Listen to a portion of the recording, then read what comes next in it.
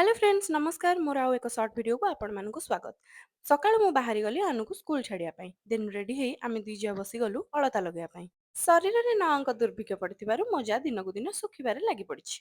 कोन करियो बिचारी एई ता जीवन आउ चाहा नै से चली गला बापा आ मां को दवा पई। मु एपटे सकाळ जळखिया बनेबारे लागि पड़ली। सकाळ जळखिया रे बनतिला आजी उपमा आ मटर तरकारी। आमे समस्त खाइबा खाइ देई मु चलली मु गुनु सहित टिके गेल्ला हबा पई। एबे आमे चलिलु हमर लंच प्रिपेयर करिया पई। जेहेतु मेरु चलीची गाँ रे दंड चलीची 15 दिन हेजिबो आम घरे सात्विक भोजन चलीची। आज खाइबारे बनथिला भात डालमा साग भजा भेंडी भजा आउ दही बाइगण। एपटे आमर खाइबा कंप्लीट होला बेलको आमे देखिलु जे ए दी भणकर हसा हसी चलीची।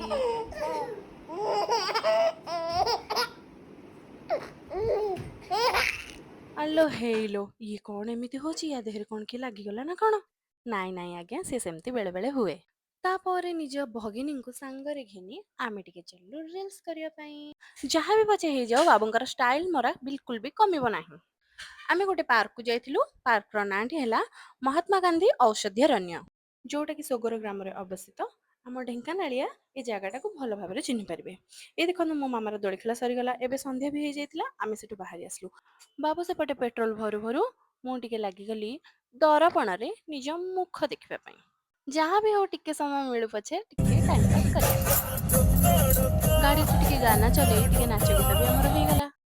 भौणी रे जीवा टाइम रे मो झियो कांदीबनी जिद्दी करिवनी ता सहित न जिया पई बोली एटा केबे भी हे परिवनी।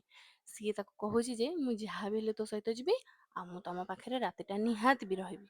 आ सिए ता पाखरे रहि भी गला। आमे घर को पळे आसलु एबे रहुछु देखा हबो आ गोटे नेक्स्ट वीडियो रे। नमस्कार।